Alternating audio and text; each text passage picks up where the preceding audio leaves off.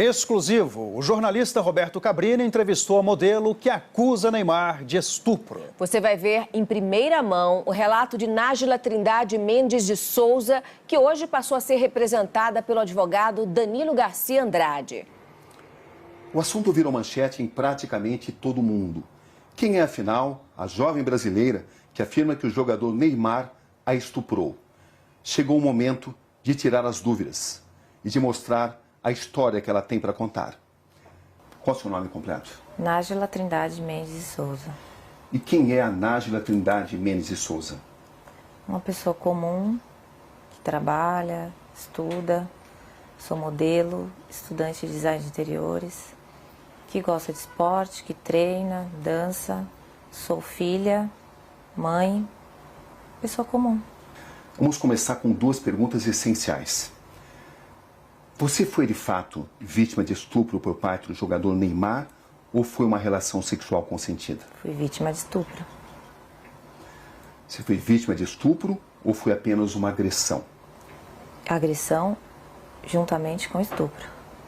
Você reafirma que foi vítima de estupro? Fui.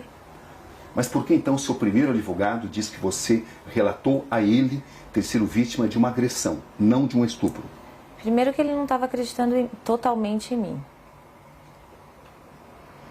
E eu senti preconceito da parte dele.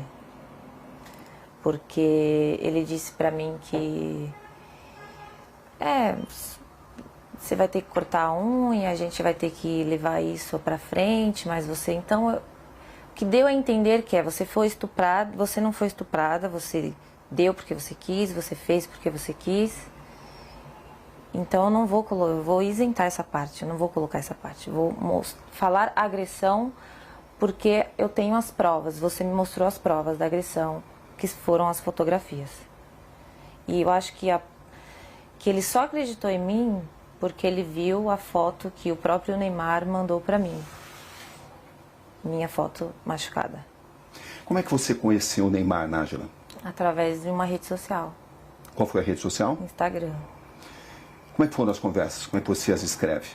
Normal, eu mandei uma imagem para ele, não era foto nude meu, era um texto.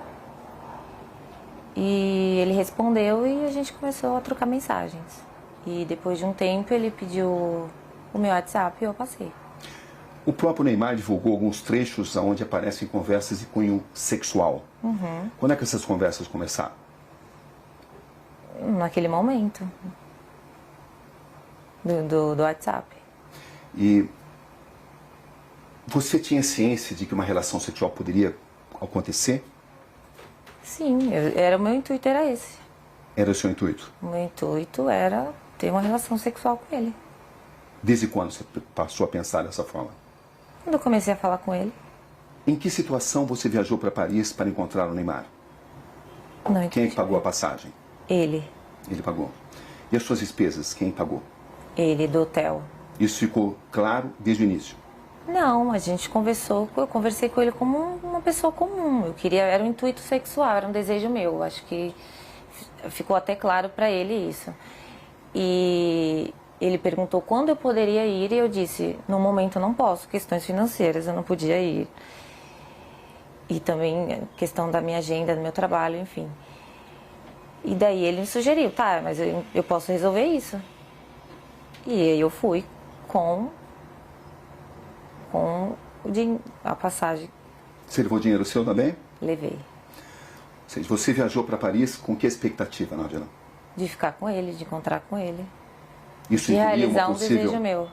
Isso incluiu uma possível relação sexual? Obviamente. Você pensava nisso? Sim. Estava preparada para isso? Estava. Era algo já consentido, consensual entre vocês? Era. Quando você chega a Paris, o que acontece?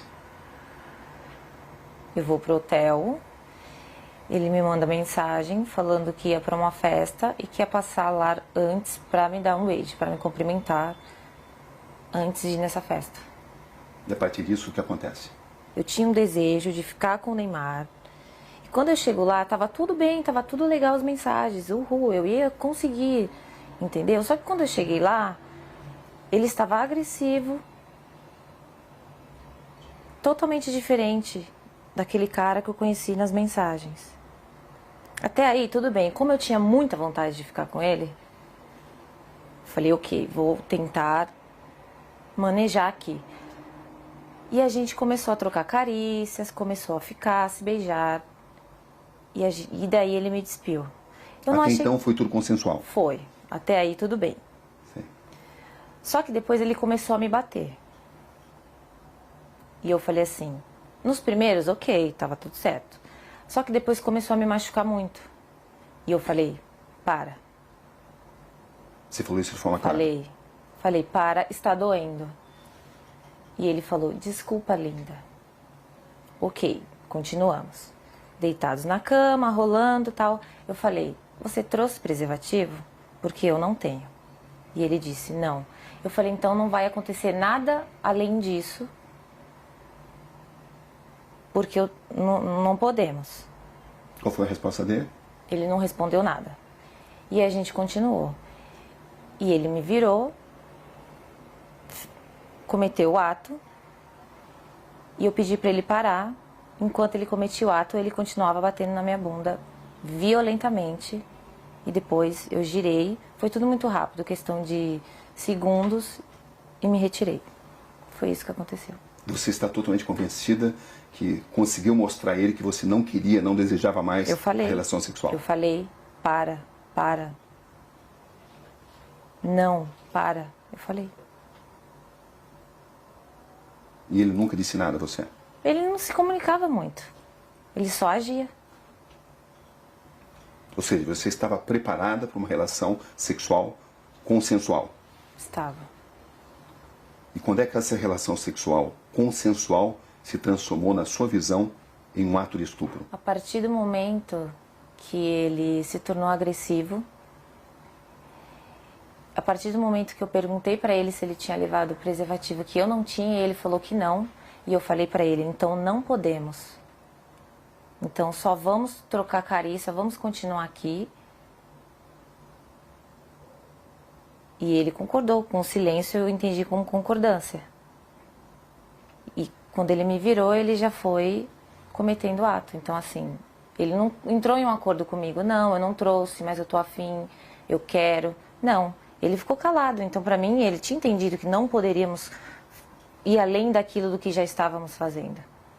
Ele te obrigou a manter relação sexual? A partir do momento que ele me segurou violentamente me batendo, ele estava me obrigando a ficar ali naquele lugar. Sem uso de preservativo? Sem uso de preservativo. Foi assim que aconteceu a relação sexual? Foi assim que aconteceu. Depois, quando eu saí da cama, quando eu me levantei e fui pro banheiro, eu fiquei, não acreditei, foi tipo uma decepção. E eu fiquei estarrecida, então assim, eu não consegui falar nada pra ele. Não consegui xingar, não consegui chorar, não consegui falar nada. Eu só fiquei em estado de choque, assim. E depois ele levantou, foi pro banheiro, e quando ele entrou por uma porta, eu saí por outra. Você manteve várias mensagens com o Neymar, mesmo depois desse acontecimento, do dia 15? Mantive. Por que você continuou conversando com alguém que a estuprou? Porque primeiro que eu tive que assimilar tudo. Todo o acontecimento. E quando ele saiu do quarto, e eu comecei a entender tudo o que tinha acontecido comigo, e como ele foi estúpido, como ele foi ruim, como ele me violou e me violentou, eu quis fazer justiça. Porque eu não acho que só porque eu estava afim de ficar com ele, ele tinha o direito de fazer aquilo comigo. Então, no primeiro momento, eu não consegui reagir devido aos traumas. E depois eu sabia que se eu não falasse com ele normalmente, fingindo que eu não tinha entendido o que aconteceu, ele não iria mais falar comigo. Eu não teria como provar o que ele fez comigo. O pai do Neymar relata que sofreu uma tentativa de extorsão. Da minha parte, não. Você ficou sabendo disso? Fiquei. Que os seus primeiros advogados tentaram extorquí-lo. Você ficou sabendo disso? Fiquei. E eu comecei a desconfiar disso no momento que ele não deixava dar queixa. Você foi à polícia contra a vontade dos seus advogados? Foi. Inclusive, porque eu tomei essa decisão, ele decidiu abandonar o caso. Você tinha conhecimento de que tinha sido pedido uma indenização ao Neymar e ao pai dele? Não. Ele falou que ia fazer uma reunião com os advogados dele, que era para falar, levar até eles o que estava acontecendo. Entendeu? Você tinha expectativa de receber uma compensação financeira? Não. Eu quero justiça. Ele me fez muito mal. Eu estou muito traumatizada até hoje por isso. O que você espera exatamente desse caso? Eu quero que ele pague pelo que ele fez. Você tem consciência do que isso pode representar para o Neymar, Nádia? Eu tenho consciência do que o que aconteceu representa para mim. Uma questão de honra, entendeu? Ele não precisava ter feito aquilo comigo. Não precisava, eu já estava ali para isso, para aquilo. Era um desejo meu, eu sou livre, desimpedida, nós iríamos ficar, eu ia voltar para casa e está tudo certo. Qual é exatamente a sua situação financeira, Nádia, para esclarecer? É verdade que você tem uma dívida de 26 mil e está sofrendo uma ação de despejo? A ação de despejo eu não estava sofrendo até o meu nome vir a público. Né? Então, mas eu tinha um acordo sim para fazer, eu deixei acumular, minha única dívida, e do colégio que eu estava estudando, que por motivos pessoais eu tranquei. É verdade que você deve 4 mil reais ao colégio onde você estudava, à faculdade? É verdade. As pessoas têm usado essas informações para alegar que você queria resolver a sua situação financeira. Você tem consciência disso, né? Tem. Eu fiquei sabendo, mas olha... Como é que você reage a isso?